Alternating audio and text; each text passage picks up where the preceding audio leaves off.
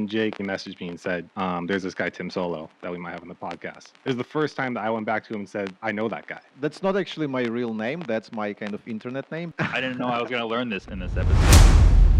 You had said something to me, and that was there's no such thing as accurate SEO metrics. I don't believe that any metrics in marketing are accurate overall, but most of the time they're directionally accurate. There are lots of flaws with the Google tools themselves. When you use something like Google Keyword Planner, it gives you something like 700 keyword ideas. When you use Ahrefs, it would spit out 26 millions of keyword ideas. And then you can filter all keywords with keyword difficulty 0 that contain the word marketing in them. And all the pages don't have links, which means it would be easy for you to rank for. It's like a good niche detector then. It's basically saying there's all these people searching for this niche marketing, but there's no competition. In terms of niche finder, there's even a better way.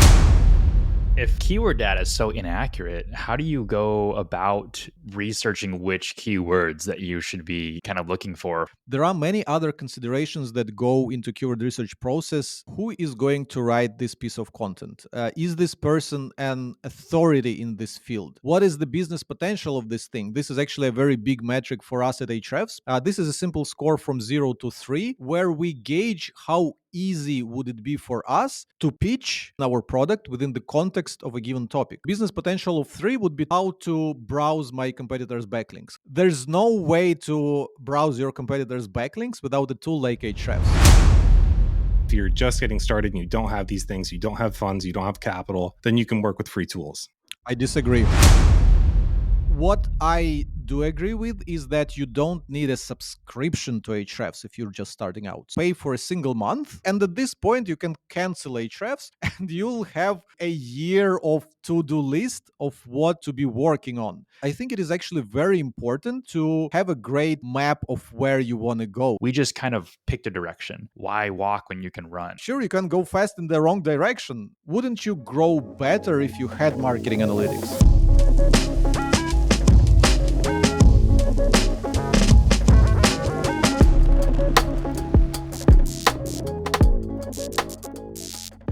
No, I wanted to mention our microphones because actually early on in the podcast, like the first 10 episodes, someone had told us that Cody sounded like he was talking through a PVC pipe because he had like this gamer headset on. And I had started episode 1 with the Shure microphone, and I eventually made him, I believe it was on episode 10, get a Shure microphone, the MV7. Then you joined the podcast, and I was like, look at that. Even Tim Soulo's got the Shure MV7. So I actually got it quite recently. Before that, I had Rode. I don't know how to Rode, yeah. pronounce Rode. Yeah, Yeah. They also have a pretty nice USB mic because I don't want a mic where I need like some additional hardware to hook it into. And this one is pretty cool. So I believe there are like 2 versions of this Shure microphone. One is kind of more advanced where you need to plug it into some audio interface. And this one is USB, which is absolutely amazing. Yeah, the what is it? I can't remember the name of it, but I have, you can't see the back of mine, but I have both options. I can do both USB or through, when we did an episode in Japan this summer, and we all had our mics plugged into an audio interface. And although it wasn't this one, no, never mind. I'm detracting. This is weird. Cool. Cody had a starter question. I did. And I wanted to start doing this completely out of order, at least in how my brain things were planned out, which was not planned out at all. But so I'm just going to hit you with the first question, which is, Tim, if you had to put a percentage to how much of your job you consider PR, what's public relations for you, what would you say it is? What's your time spent, reacting with your customer base in a public way, doing things like this, being on podcasts, being willing to talk about it? What would you say, how much of that is your job at this point? I have no idea, to be honest. So we are like, it's fun because we are a data company. We sell data. We make money selling data. But in terms of putting our marketing into numbers, we're not very much data driven. So like even if you're asking me for like to put an average number on it, I don't know. More so, I'm not a big fan of kind of marketing terms and definitions, because what is PR? What is public relations? What exactly like goes into it and what doesn't go into it? So like you say this is public relations, I say this is content marketing, because I have some ideas that I'm kind of putting it in a different format on your platform as opposed to our own platform. So is it public relations, is it content marketing? I find it very hard to do, but yeah, I try to be quite active in talking to people, whether at scale like this interview where a bunch of people would be listening, or individually on social networks, sometimes in DMs, direct messages. I did a lot more of that in the early days when I joined the company some 8 years ago. I just don't have that much time these days to engage with people in one-on-one conversations. Plus, I feel that people are tend to blow my comments out of proportion, which wasn't happening back in the day. I believe when Ahrefs is was relatively young and I was rather unknown in the industry, I could have like sincere person to person conversations with people, and people were uh, kind of looking at me and understanding me as their peer. Now I feel that dynamic kind of changed, and it's almost as some people have their certain idea of like who I am, what the company is. And when you try to talk to them like a human being to human being, not like an executive to a customer, Sure. they don't want to engage this conversation. They feel it's an executive talking to a customer rather a person talking to person, and I don't like that. I like I'm still a person, right? And I want to talk to other people as another human being, and I don't feel this is happening. So this is why I don't enjoy those conversations as much, because yeah, it's just different. It's different to what it was 8 years ago. Well, we want to let you talk however you want to talk and not put you in a box at all. So No, say no, whatever that's you want to say. different. This is different. This is different because again, a call when we are talking, there's a lot of context. I can Mhm. speak like long sentences. I can explain myself. You can ask me follow-up questions. Plus, we see each other. We see our reactions. You see like my tone, how I'm saying things. It's different to posting a comment on Twitter and replying someone on Twitter, because whenever I want to make, I don't know, some innocuous joke, people think I'm condescending. But no, I try to You be Right. fun. I try to be friendly. you So experienced this recently in Chiang Mai, right? Your first slide on your presentation with the Ahrefs credit. I yeah, thought that was hilarious. yeah, Like I yeah, was yeah. laughing super hard, but that wasn't the case with a lot of people on my feed, and I was like, "Come on, guys, lighten up." So that's the thing. Because I was in the room, I actually read the room. I had like a lot of conversations with individual people, because I could remove this joke anytime before going on stage. But I was quite convinced that it would land well. Plus there was another joke before this, because the first thing I said when I walked out is that I'm in a room with 300 SEOs and nobody's trying to kill me yet.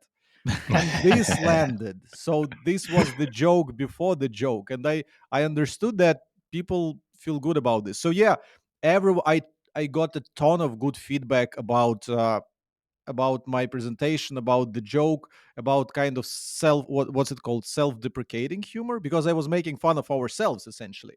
Right. So everyone in the audience in person, they enjoyed it. But when people started posting it on Twitter, people on Twitter thought about it completely the other way. So that's the thing. Like when people are not engaging with you personally, a lot gets lost in those text messages and those tweets. You don't get the context.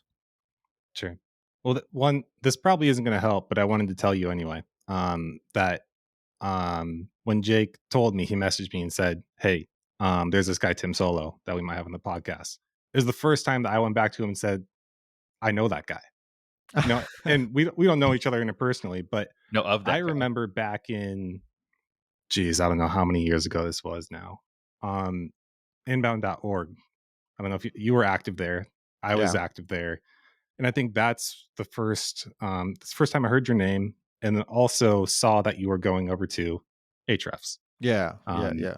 and I know that you've been active since then too. So um, I I'm also in that crowd who like knows about you but does not yet know you. So I'm excited to be able to talk and give you a platform where there is context and rich, material surrounding the conversation so people can't take it out of context.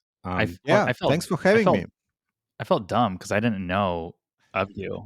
Because like I don't follow this. I don't really follow the smart people in the SEO community because I do a lot of like um, kind of engaging with people who are more like beginners because that's the content we produce on this. Um, but then I was like, I sent this to Cody, and he was like, "That's like."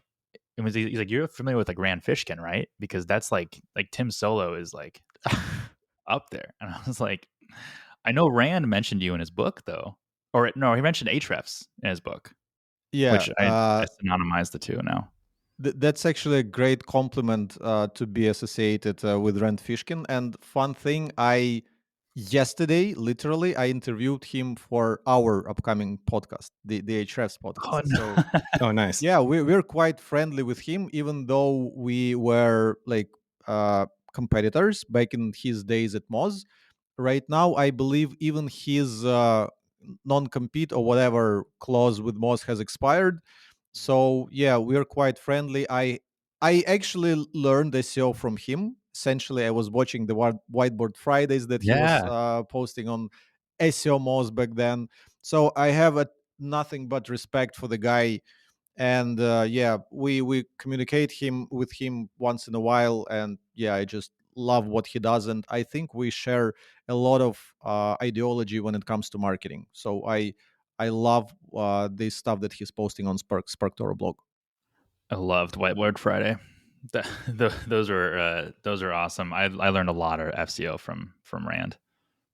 So, Tim, I'm guessing we're gonna have a crossover of people who don't normally listen, and then we also have our loyal listeners. For the people who are loyal listeners, and we just keep saying Tim, I think Tim or Jake said your last name, but can we give you the chance to do a short introduction, say who you are, what you do, and then we can go into Ahrefs, the company, and that sort of thing. Sure. So I'm Tim Soulo. That's not actually my real name. That's my kind of internet name because I Whoa. was born and raised in Ukraine. In Ukraine, so my actual name is quite lengthier and harder to pronounce. This is why I went with a pen name, so to say, or professional name. Yeah, I'm in charge of marketing at Ahrefs. I've been with the company for 8 years. I joined when we had like 16 people total, and we were doing less than 10 million in annual recurring revenue.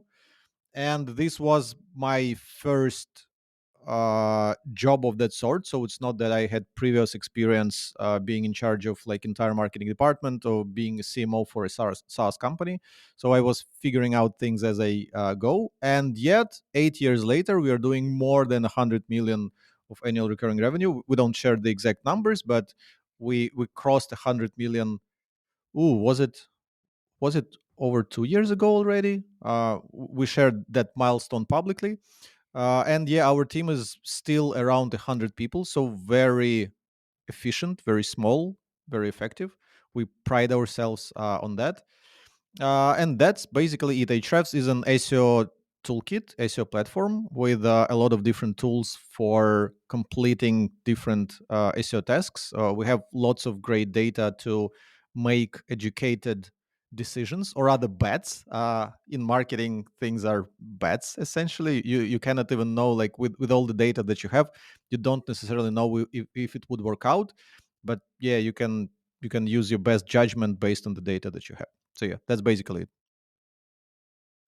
Awesome, I cool. didn't know that that was a pen name. I figured like if you were gonna pick your own name, you would drop the U in your last name and go like full blown Star Wars.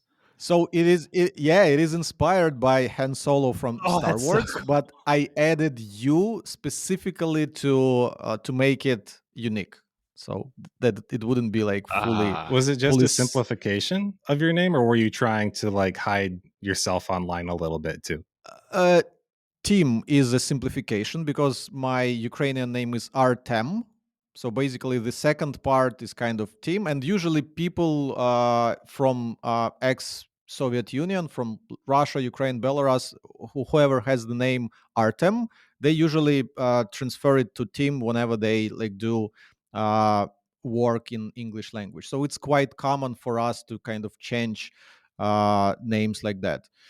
Uh, yeah, did you know that Rand Fishkin's last name is also not his real name? He's not Fishkin. What? No, I'm learning a ton of stuff now. I didn't know I was gonna learn this in this episode, but I'm excited now. It's news to me too. Quite a lot of people who have public personas, they don't go after their real name for different reasons. My reasoning is not because I want to like hide something. It's just like easier to. It's like that story with Arnold Schwarzenegger. Who had this issue with his last name where producers in Hollywood were saying, we cannot pronounce your name. How do you see your name in on the posters? People won't be able to read it. People won't be able to memorize it.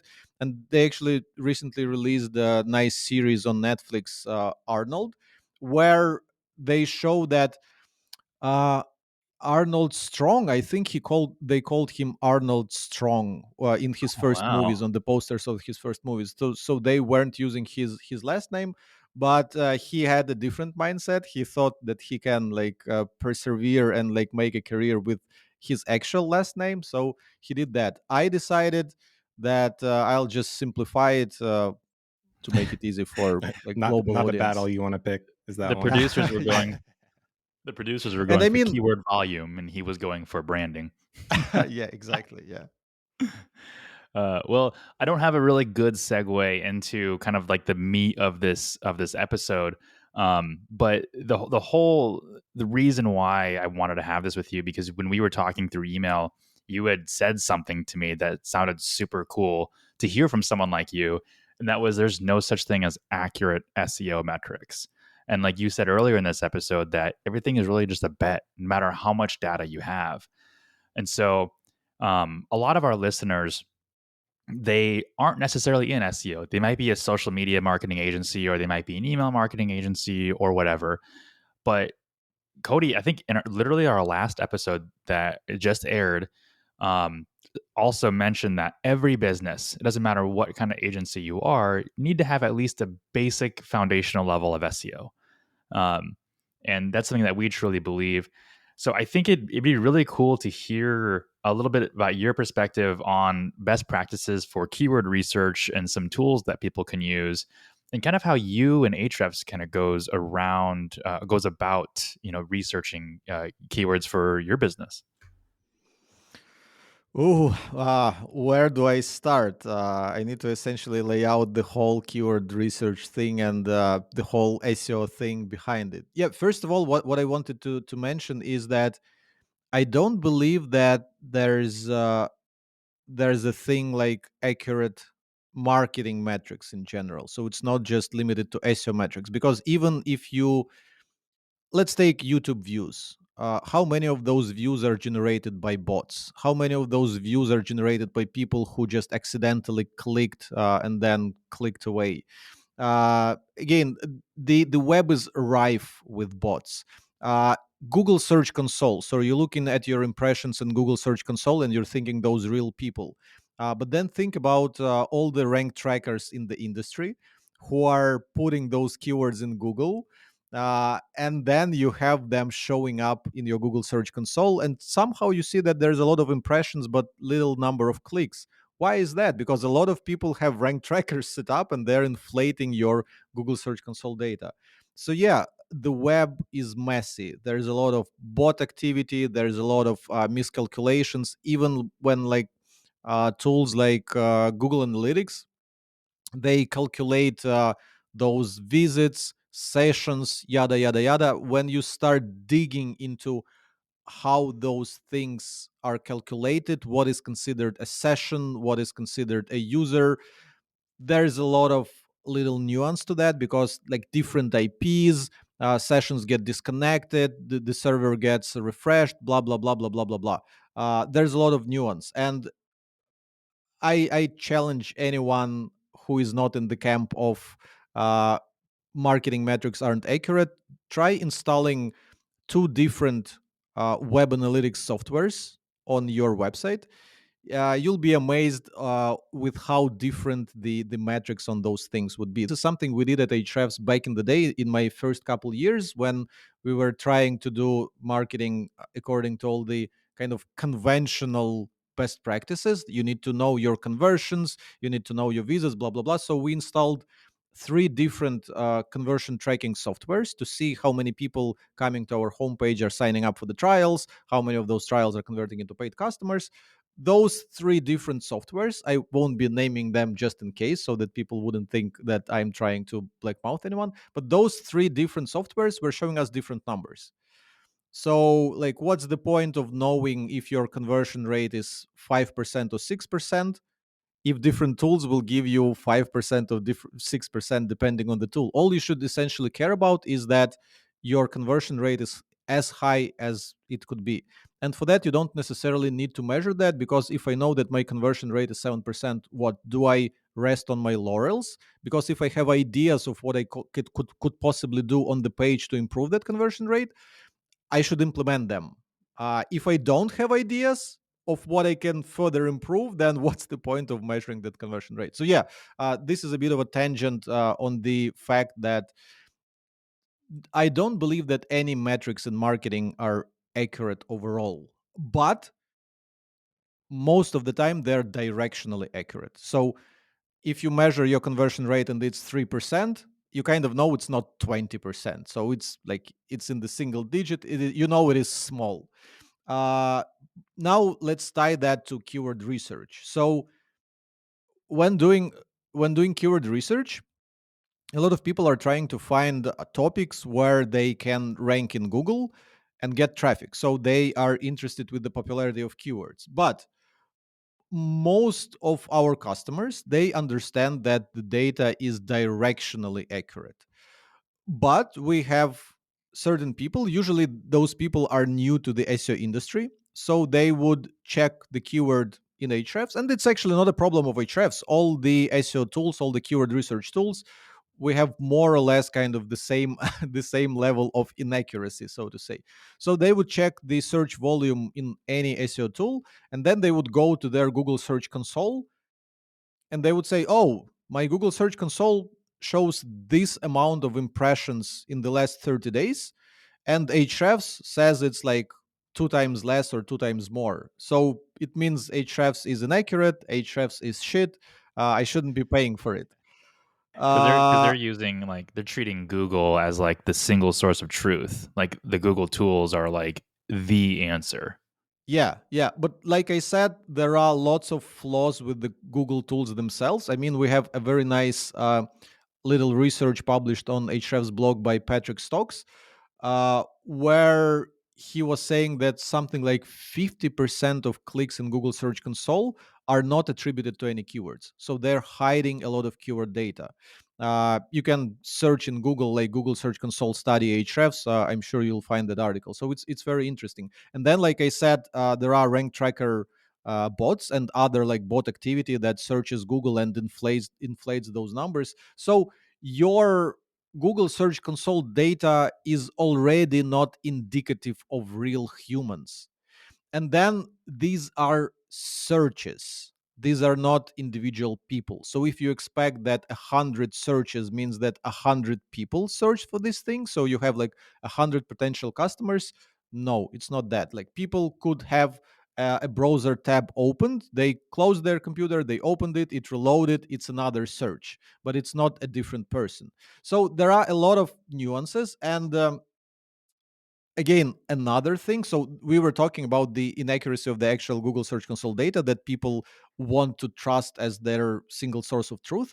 But when it comes to SEO tools like Ahrefs, people are checking the amount of impressions for the past month, but the month is usually not finished, so we cannot know the data for the most recent month, because we have to collect it, we have to process it, we have to blend it with some other sources, because we don't just take search volume data from Google Keyword Planner or Google Search Console, or like our historical clickstream or there are many different sources that we can blend to kind of make our most accurate estimation of what we think the search volume of that keyword is. And yet, we cannot know it for the past month, and of course we cannot know it for like the month to come. We cannot look into the future and tell you. We can show you trend to give you an idea where this thing is going, but we cannot look into the future, and we cannot know the data for the most recent month, because we're kind of still collecting it. So yeah, it's not accurate because it cannot be accurate by design, by definition, but it's directionally accurate, because if you know that one keyword is getting 100 searches per month and another keyword is getting 5,000 searches per month, you can tell that one topic is way bigger than the other already. So that is directionally accurate. And if you already have one of those topics covered on your website, you can cross reference. Okay, if this topic is bringing me that, then this topic would be bringing me less, and you can do those comparisons. So that's basically the main idea behind this. So if keyword data is so inaccurate, how do you go about researching which keywords that you should be kind of looking for your business? I mean, you might have Google Search Console might be saying that there's super limited search volume for like a really high dollar keyword that you think would be profitable for you, or it might say there's a ton of search volume for something that's a little more broad. Uh, yeah. So, like I said, the data is directionally accurate. So, search volume is still massively useful for understanding how popular the keyword is. Plus, again, let's not forget that pages don't rank for just one keyword. Pages typically rank for hundreds, sometimes thousands of keywords. I think we also did a study back in the day, it's a few years old, where we tried to study how many keywords on average the number one ranking page would rank for. And the average was about 1,000. Because whatever you're searching for, there are many different ways to put it, and Google understands that those keywords mean the same, and Google would rank pretty much the same pages for those keywords. So by looking at the search volume, you are already doing the wrong thing, because you need to look at the total traffic of the top ranking pages. That's what we do in our own marketing department at Ahrefs blog team. We're looking at the top ranking pages for the keyword that we want to rank for, and we gauge how much search traffic those pages are getting. We actually love this method so much that we introduced a metric in our keywords explorer tool called traffic potential. Basically, it's a very simple metric. We look at the top ranking page for your keyword, and we show you how much search traffic the top ranking page is getting. So, as easy as that, it gives you kind of a quick estimation of what the search traffic would be. And again, it's not an accurate number; it's our estimation. So the resulting number may vary. But what's also very important is that uh, well, for different companies, for different businesses, the consideration process and the whole kind of content marketing thing would be different. It's one thing when you have e-commerce website. It's a different thing when you have affiliate website. It's a different thing where you're doing content marketing for SaaS, like we're doing for Ahrefs.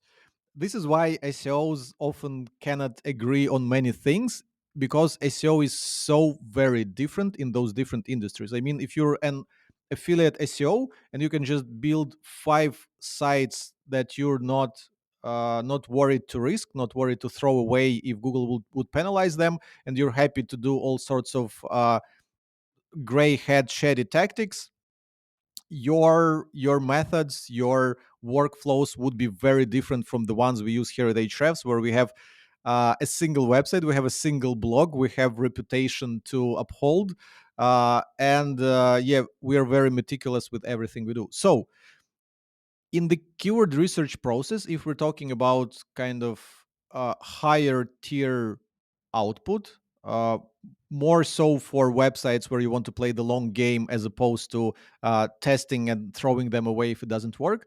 There are many other considerations that go into keyword research process, except for the search volume, because uh, who is going to write this piece of content? Is this person an authority in this field?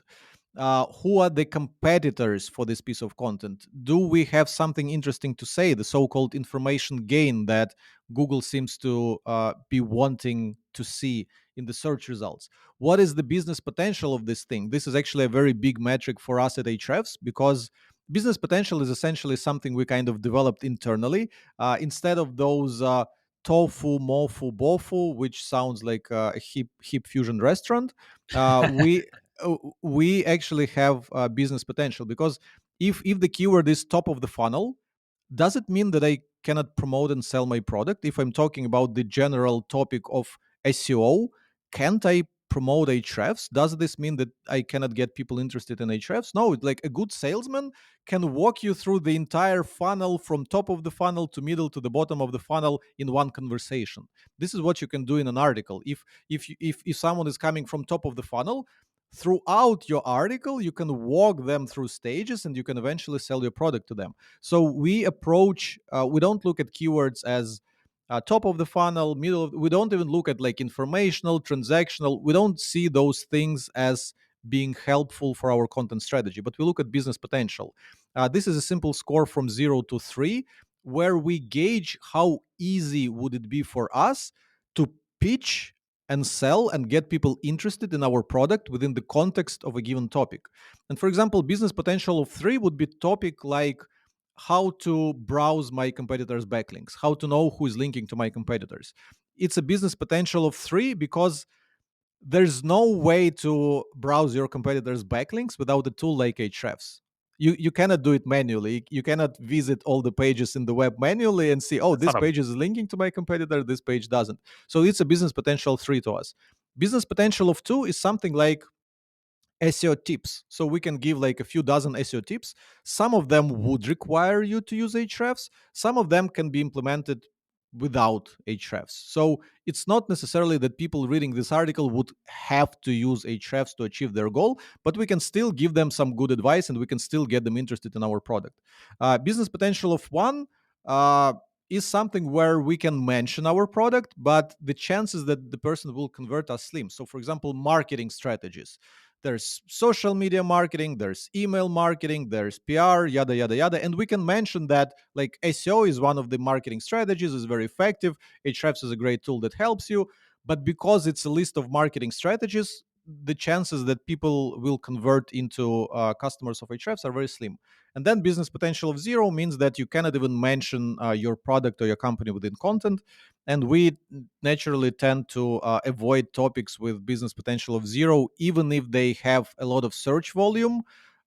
We would generally steer away from them. So if you go to Ahrefs blog and start opening all of our most recent articles, and you would open like a 50 or 100 of them, uh, I challenge you to find at least, I don't know, 3 articles where there's no single screenshot of our product, because we tie our product to the keywords that we're writing for, to the topics that we're covering. And I think this is a very important consideration to understand. Okay, this keyword has this kind of popularity, this kind of traffic potential, so the top ranking pages seem to be getting this much traffic, but how likely it is that I would be able to make the person reading the article interested in my business, service, product? How likely am I to sell it to them? So it's kind of different with affiliate marketing, because most of the keywords are have kind of some purchase intent to start with. So people are searching for best vacuum cleaners, best this, best that, review of this, review of that. So there's many review keywords, there's many best keywords, there's many like price keywords, deals, blah blah blah. For us it's different because we're going for kind of informational keywords, but we want to turn those informational keywords into transactional keywords in the course of our article. So yeah, this is a very important part of the consideration in our keyword research process. Plus, of course, yeah, the resources? Who is going to write this article? Are we an expert in this field? Can we contribute something unique? Those things are very important, because unless you're able to create something unique and create something interesting, your article wouldn't rank as well, and you wouldn't be able to get traffic and sell your product to them. That was quite lengthy, so I'm going to shut up now. I was gonna say, man, we had these questions, and you, without us asking them, you answered all of them. So like I have more that I thought of along the way, but like I want to point out. So some of the stuff is, some people just believe in Google tools. I'm one of the bigger advocates of that. In that, especially early on, all you need, because a lot of our listeners are in the crowd of, I need all these tools and different softwares to get started, and we don't think that you do. Right? If you're just getting started and you don't have these things, you don't have funds, you don't have capital, then you can work with free tools. And then you I explain. disagree. Oh, really? Can I intervene? Go for it. Yes. So I completely disagree, because free tools don't give you competitive intel. So one simple thing that you can do in Ahrefs is you can browse the website of your competitor, and for example, we have a report called Site Structure, which can tell you how their pages are organized and which kind of subfolders or subsections of their website are bringing them this much traffic. So, for example, it's very interesting to browse our own website, ahrefs.com. Its structure, and you can see that we have a glossary. You can see that we have an interesting section, SEO for X, like SEO for photographers, SEO for dentists, blah blah blah. And we have our blog, we have the section of our SEO tools. So it's very interesting to break down our website and see all the different ways and strategies and subsections that are giving us traffic.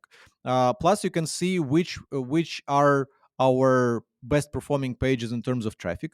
You can see which pages brought us the most backlinks. For example, you can see some of our research studies that attracted an outsized amount of backlinks for us. For example, the other day, a couple years ago, we did a study of featured snippets. Back when featured snippets were the hot topic in SEO, we did a study to show like how frequently Google is showing them, at which positions they're being shown, yada yada yada. And we got a ton of links. We got links, I believe, from TechCrunch, from VentureBeat. A lot of people were referencing the study. So you cannot get this kind of intel, this kind of information from any of the free tools, because it is expensive to collect it. So no free tool gives you this for free. But what I do agree with is that you don't need a subscription to Ahrefs if you're just starting out. So what you can do, you can pay for a single month. In that month, you can collect a lot of interesting data that would help you to figure out your own strategy. You would browse everything that your competitors are doing. You would see all their wins. You would see what works for them, and then you can devise your own plan based on what you saw in the industry. And at this point, you can cancel Ahrefs, and you'll have like a year of to-do list of what to be working on. And then as your business grows, as you mature, and as you start hiring your own marketing team to like work full time on those things, then you would need kind of permanent access to a tool like that to get more and more insights as you go, because like whatever industry you're in, things are changing, your competitors are publishing new content, you have to keep up, you have to understand what's happening, you have to do audits of your website, yada yada yada. So if you're starting out, I think it is actually very important to have a great map of where you want to go. You don't want to go just in some random direction with limited amount of data to make your decisions. You actually want to collect as much data as you can and then choose the path and pursue it. So So yeah, is but you is that don't your need. issue, the limited amount of data though? Because so for example, competitive analysis and competitive advantage, that sort of thing, to some extent you can research that on your own. It is time consuming, but you can. So is it just the lack of the full extent that you're saying is important, that you should have all of that before you get started? I'm saying, for example, you find a keyword that you want to go target and rank for, and you justify your volume. You do a manual analysis of what the current landscape looks like in the SERP, and then you decide that it is something that you do want to pursue. Are you saying that it's worth it. It's more advantageous to have a more thorough, a more complete review of that before you get started, that you can't get just by doing things manually or for free. Yeah, of course. Like I said, there are many things that you can easily get in Ahrefs that you wouldn't be able to get for free. Like, how do you know the most linked pages of your competitors? Most linked is sound like technical term. Let's call them most notable, because if people are linking to this content, it is somehow notable. So people are talking about this. So what did your competitors do to make people talk about this? And in Ahrefs, you can discover it in a matter of seconds. So I have an example of my friend who was looking for a niche to kind of start a business in. And I was just randomly throwing him ideas. What about this niche? What about that niche? And I was pushing him, man, like you can be successful in any niche. Just like stick to it, just do the job, blah, blah, blah. But he was, no, no, no. Like I do want to commit. I do want to put in the work, but I want to have confidence that I would choose the kind of the most lucrative niche with kind of the least competition, blah blah blah. So he spent basically a couple months like doing research and like thinking about things, and he chose a niche. I won't disclose it, and he's killing it right now. And I believe one of the main reasons why he's killing it is because he took time to identify what would be the best investment of his time and effort. Other than that, uh, if you want to start a business and you're I don't know, either you're unsure or or thrifty, or that you cannot invest, I don't know, $200 for a premium competitive intelligence to help you with your decisions. What kind of business would that be if you like cannot make an investment of $200 to start it? I mean, back when before I joined Ahrefs, I was doing some of my own side projects, and one of them was uh, doing plugins for WordPress. I was paying developers thousands of dollars to develop a plugin for me before I knew that it would sell or not. So it's a bet. Like I have to invest to create a business.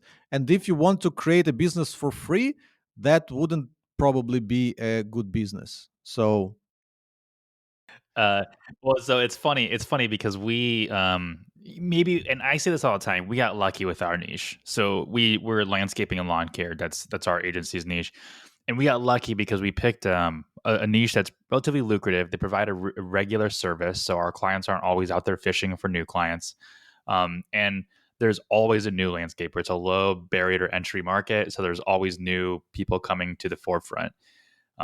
But one of the things that we pride ourselves on is that we haven't invested in an SEO tool since we started. Um, and that's a little bit of a detract because we had a reporting tool that had some SEO capabilities. Um, we just never really used it. But what it sounded like, what it kind of sounds like is you can it's a better investment for the map. You were saying that there was a map, like you can get a map from Ahrefs basically of where to go based on where your competitors are. And we didn't really have that when we started. We just kind of picked a direction. And that direction for us was lawn care marketing agency. And if you search that into Google, we're number one almost everywhere, anytime you search. And when I started that in Google Search Console, there was almost no volume for that keyword at all. Turns out we get tons of volume for that keyword now that we're coming in. And even in Google Keyword Planner was saying like 10 searches a month. Let me tell you, there's way more than that. Google Keyword Planner was not being honest. And uh, when I first started, I wanted to do like SEO for lawn care companies, social media for lawn care companies. And what we found out was nobody's looking for that. Everybody's looking for lawn care marketing. And um, a lot of that was dumb luck. And a lot of it was just because Cody and I had a history in SEO. So like we know exactly kind of what our plan is, regardless of what our competitors are doing. And I have a philosophy that I don't like doing what my competitors are doing or don't like dissecting what they're doing because you're never going to be better than them if you just copy what they're doing. And so that was my initial thought process. So when you were talking about a roadmap, to me, that what you were saying was like, why walk when you can run? You know, at the beginning. Am I off base, or is that kind of how do you feel? So there's quite a few things to unpack there.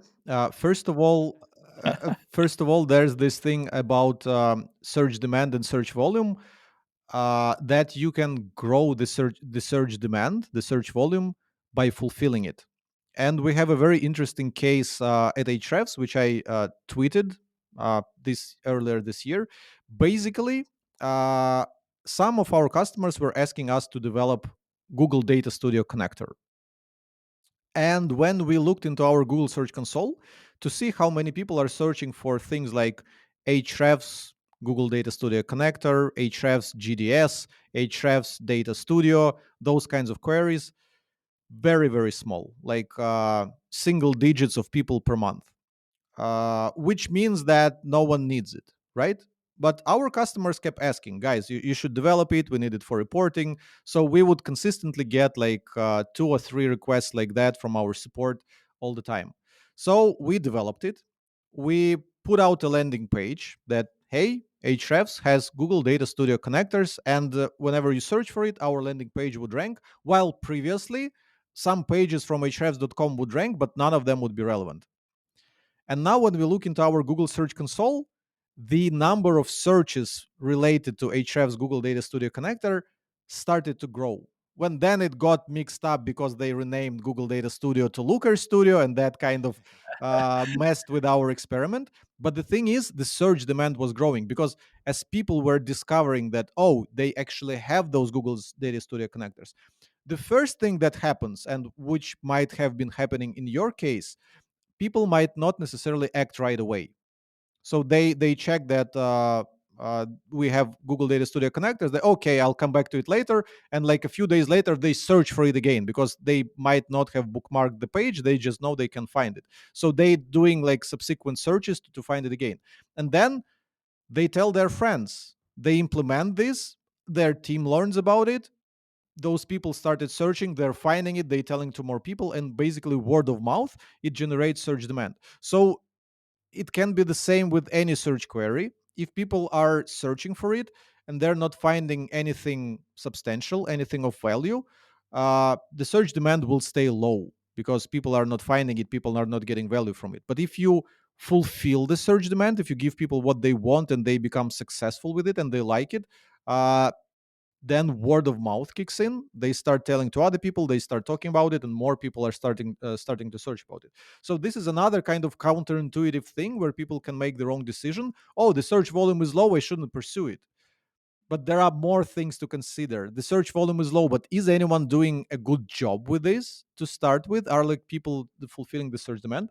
Then to your comment about something like why go slow when you can go fast. Sure, you can go fast in the wrong direction. And again, this is like survivorship bias. It's kind of like when I'm saying that Ahrefs was able to grow to over 100 million without marketing analytics. So we're not tracking our conversions, we're not tracking marketing attribution. We just grow and we know that we're growing. And a lot of people are saying, but wouldn't you grow better if you had marketing analytics? And there's no way for me to answer because I cannot split the universe in two and they cannot test, okay, this is we with marketing analytics, this is we without. But I feel that marketing analytics would only hold us back. But I don't think that it would slow you down much if you would spend a week doing research and collecting ideas. Plus, I kind of disagree about uh, looking at your competitors is bad because you will always be copying them and blah blah blah. I if I were to estimate how many of m- my marketing ideas and campaigns were in one way or another inspired but what others are doing, not necessarily our direct competitors, but just other companies in the space that I was like monitoring, that I was following, I think it's about like 70%. So like more than half of the things we're doing are inspired. I'm not saying we're just copying. Okay, they did this, let's copy it. No, like it we figure out how to do things better, how to take our spin on it. For example, I'm not sure if you've seen our SEO for Beginners book, hardcover book. It's quite popular in the industry. We actually getting a few sales every week of that book without even promoting it in any way. So people are just finding it, people telling it about it to our friends. And Link this in the book was description. and this book was inspired by the book I got some 5 years ago from Intercom. So Intercom is the kind of customer relationship slash support chat company that we've been using for many years. And I ordered a nice hardcover book from them, and I got it in mail.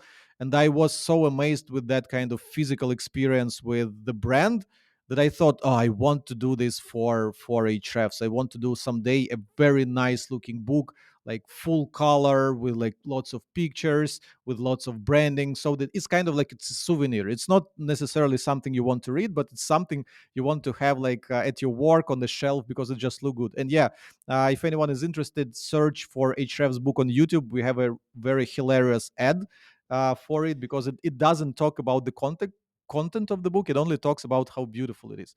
So yeah, I kind of disagree that you shouldn't look at your competitors. I think you don't need to copy your competitors, but knowing what they are doing would help and push you to do like more things, to do things better, to do unique things.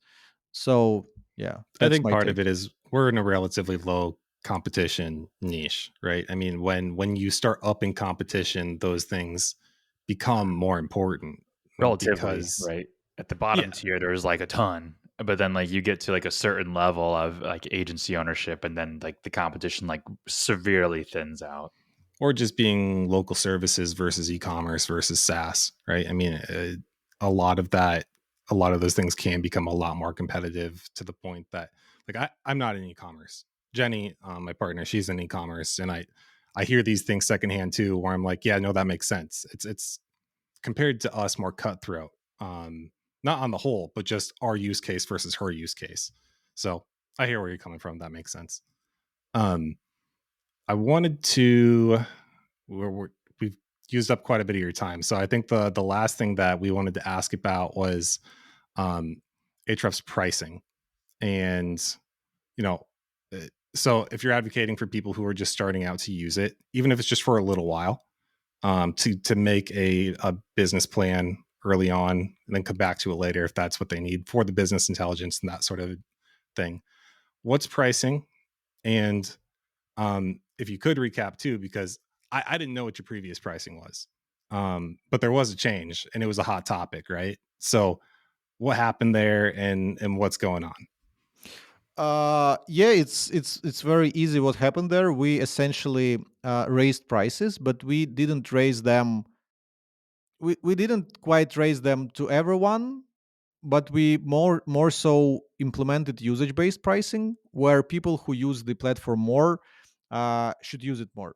Well, it's a bit more complicated than that, because as we rolled out this new usage based pricing, we also revamped our packages, and now we have kind of legacy packages and we have new packages. And new packages are, in some ways, are better than old ones. In other ways, they are slightly more limited, and that caused quite a bit of people being unhappy with the changes, because they needed to switch to new packages and they would lose some things, they would gain some things. And some people were happy with the difference between what they're losing and what they're gaining. Others weren't. uh, Tim, was it your fault? Were you the guy? Like, did you make the change yourself and then you made everybody mad? Or I just want to know if people are listening, they're like, Tim, that guy, he's the one I should be mad at. Or so internally, how did that decision come about? there's no single person to blame, because no single person makes this decision.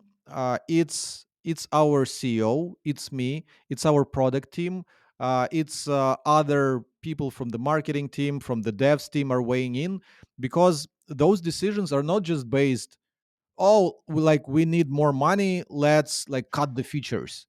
Because the engineering team has a lot of say there as well, because they're saying, oh, like these features are quite expensive to run, and a lot of people are abusing them, and we have downtimes because of that. So we need to specifically cut out these features. And then, for example, the customer support team would come in and say that, oh, like we have people who are abusing our platform like that, so we need to look into those things. And then we look at our roadmap and we see that, okay, we have these features planned, and these features would be better on like higher tier plans. So we can, there's a lot of bells and whistles that goes into it. So it's not just a single person saying, let's cut features there, let's raise prices here. It's more of a, like, I know it's kind of like a living organism, and it's not even set in stone, because since we released this usage based pricing, and as we were having conversations with customers, we made a lot of changes, we made a lot of concessions. And as the as we keep developing the tool, and as we keep adding more stuff that helps us differentiate packages, because different pricing packages, they exist for a reason, because you want to give different amount of value to different people and charge them differently. So it is normal that on lower tier plans you get less, on higher tier plans you get more. It's how the world works. I mean, if you go to I don't know, to buy a car, there are different layers. You can get the same car with different amount of features, and it would cost you a different amount. And some people are communicating as if all features should be available to everyone, and it should be dirt cheap and things like that. So yeah, but one important thing that I need to mention here in regards to this whole backlash on social media about our pricing.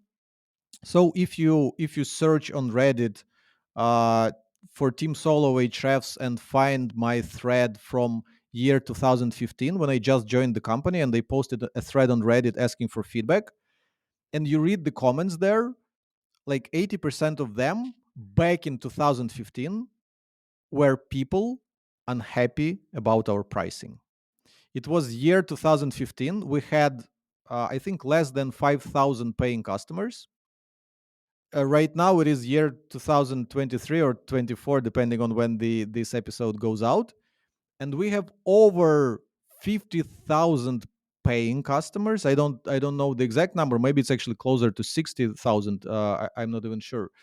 And we have a lot of people, because like these are kind of active paying customers, and we have a lot of people who kind of go in and out. So our total user base has grown more than 10x.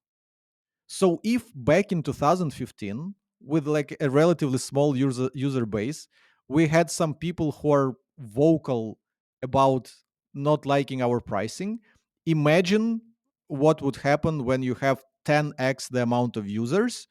You would get more vocal users who are unhappy. But if you look at how many paying customers we have and how many of them are unhappy on social media, it's a very small number. So I think like it's proportionate to what we were getting in the year 2015. This is why we're not we're not going crazy about it. The skies don't fall, because we've been seeing what's happening throughout like the past 10 years, as we were implementing some changes, changing some pricing. And I would say that the percentage of people who are not happy about pricing, and like who are the people who are not happy about pricing, these are the people who don't think that they're getting enough value for the price they pay. And it's okay. There would always be people who don't need this kind of value for this kind of price. Just the tool is not for them, and it's okay. But just like different personalities of people, some people just move on and go look for another tool where they feel that the value to pricing for them, for their specific case, is more fair. Other people prefer to go and like vent on social media, and it's fine. It's just like different personalities. I think the saying "the smallest group beats the loudest drum" I think is true Yeah. too. But I think a lot of people too, they don't know that just because you're a SaaS company doesn't necessarily mean your margins are scalable with the base package price. Because as people request more data, I don't think a lot of people understand, especially agencies, they don't understand the ETL process, and that querying this data and storing it is exponential as soon as you start requesting more data. And if Ahrefs has to constantly innovate and be up against competitors, you've got to start pulling in more and more and more data, and that gets extremely expensive. So when you switch to a usage based pricing, what you're doing is you're pricing your product in accordance with the costs of your product. And if you kept it the old way, I mean, eventually there was going to be a lot of attrition there. uh Thank you first of all, for pointing it out, and thank you for mentioning our competitors, because I think it is very important to understand that our company doesn't exist in vacuum. There is a competitive space. They who like we're fighting for a piece of the pie, and our main competitor, that is SEMrush, their marketing budget, their marketing budget is the size of our annual recurring revenue. So Holy while cow. we're making like over 100 million per year, they spending around 100 million per year on marketing alone. So they're a public company. You can check their filings, public reports. I think it's $90 million per year or something like that. So they are spending exorbitant amount of money, and they are burning money because they're a public company. They have cash in the bank, so they can burn money for their growth. So that they're actually purchasing customers. We are not venture funded. We are bootstrapped. We have to keep our spend below our revenue. We have to keep a healthy profit margin, and we have to be able to reinvest. We need to be able to hire more smart people. We need to invest in our infrastructure. We need to go to where the industry is going and make all sorts of bets because we need to stay afloat. And in the competitive space, it is important to be able to have the funds to invest in your business, to be able to do some experiments that would fail and some experiments that would help you to build something awesome. So yeah, basically, again, we're having a business conversation right now. We're not having a conversation as like customers to a company, but we're talking like business owners. And if you go to any business conference, number one advice is raise your prices every year as your business matures, as you're providing more value to your customers, as you can serve your customers better. You need to readjust your prices. And we didn't touch our prices for a very long while. And we also had a lot of cases where big companies, for example, big marketing agencies, I would talk to them at conferences, and I would say, "Oh, so you're an Ahrefs customer? Like, how big is your agency?" And the person would say, "Oh, like 20 people are working for me full time." And I'm like, "Oh, what kind of Ahrefs account do you have?" And they were like, "Just a standard account. We're paying like 199." And Just sharing a Ute login. yeah, they would be paying $200 per month for Ahrefs, while Ahrefs is critical tool. For example, they have a link building agency, so they need Ahrefs Oh, daily to do research of links for their competitors, like to get our metrics. So they rely on our tool to run their business. They have like 20 people using it and like sharing logins, and we were like, that doesn't kind of seem fair. Like, but they're consuming a ton of your data too. Like if that's yeah, their model, I mean, they're requesting that you ETL all that data and query that data for them every day. yeah, So yeah, yeah. it makes I have Cody made it seem like we were going to end right there, but I had one more question. I can be Why? done. I'll just hold my mouth shut from now on. All right, shut up, Cody. I'm just kidding. No, why Ahrefs? So why use Ahrefs for a keyword explorer or a keyword tool versus a free tool like Google Search Console and or Google Keyword Planner? Good question. So, for example, Google Search Console only gives you the keywords that you're already ranking for. So it's not a keyword research tool. It can give you understanding of what are people searching for where your website is showing up, and this can also be useful. I don't mean that it's not useful, because like in our case, I just shared the story of how we were looking up that people are searching for Google Data Studio connectors, and we didn't have that page, but people were looking into this, and this was a branded term, so our pages were showing up, so it was recorded in our Google Search Console. So it's definitely useful to understand how people are currently finding your website, and if you are properly serving all that searches that people use to kind of see your website in the search results. As for Google Keyword Planner, first of all, it's a tool for advertisers, not for people who create content to rank organically. And the first problem with that is that unless you run advertising campaigns, it won't show you kind of more precise search volume data. It would show you ranges, something like from 100 to 1,000, from 1,000 to 5,000, from 5,000 to 10,000. So uh, again, because the data is kind of directional anyway, it's kind of can be useful even at that level. But then still they're like, you cannot dig deeper into this. So it tells you that a keyword is getting from 1,000 to 5,000 visits per month, and that's about it. Doesn't give you any other data. So for example, the data that Keywords Explorer, our Ahrefs tool, gives you, it shows you the list of top ranking pages. Like I said, it calculates what is the total search traffic potential of those pages, and then it shows you how many links those top ranking pages are having. And we have the metric called keyword difficulty, which is basically a proxy to how many links the top ranking pages have. Because more often than not, if your page doesn't have as many backlinks as the top ranking pages, you are unlikely to rank at the top. It's not a rule. Sometimes there are exceptions. For example, if the topic is not well covered by those pages with a lot of backlinks, but you publish a page that covers the topic super well, then you might rank even if you have zero backlinks, essentially. But most of the time, if your competitors have covered the topic as well as you did, and they have backlinks but you don't, you're not going to rank. So this is another thing, another kind of layer of competitive intelligence and data that can help you make decisions. So you would rather go after keywords where you can see that it is easier to rank for you, and Ahrefs helps you understand this. And finally, when you use something like Google Keyword Planner, it gives you something like 700 keyword ideas or something like that. When you use Ahrefs, you put, for example, a keyword like marketing, and it would spit out like, I don't know, 26 millions of keyword ideas. And then you can use filters. For example, you can filter all keywords with keyword difficulty 0 that contain the word marketing in them. And you'll see all the keywords where people are searching for something, something marketing, and all the pages don't have links, which means it would be easy for you to rank for. So these are That's like just, a yeah, that's like a good like niche detector then.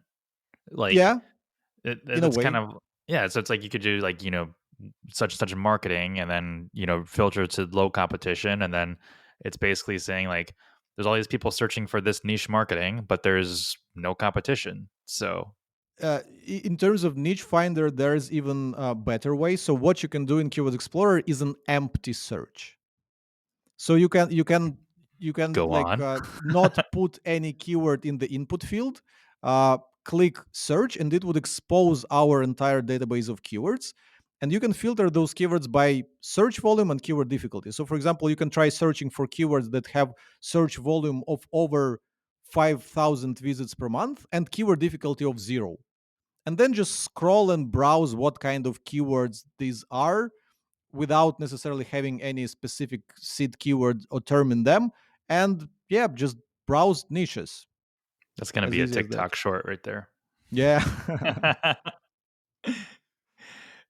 No, I think overall that's pretty much it. I think the best or where we kind of end this here is how can just give us a little bit of how people can find you, and then if you want to just give a little Ahrefs plug, and then we can wrap up. uh, I think I'm most active on Twitter these days, but probably I should be more active on LinkedIn, because LinkedIn seems to be very uh, active right now. So a lot of people are there. Tim Soulo, with a U, not like Han Solo with just O's. Uh, plug for Ahrefs. Well, I would just recommend people to find us on YouTube. We have a pretty cool YouTube channel where we publish all sorts of interesting videos. And once you check out some of our videos and understand what our tools do, then you would probably make a decision if you need to use something like that in your current situation. Awesome. Well, Tim, stay on for a second. We'll let these little audio files load here. But I really appreciate you jumping on the podcast. I think a lot of people are going to find value out of this. I found value out of this. I'm not even a paid tool user, but now I'm probably going to be. So, really Thanks a appreciate lot it. for inviting.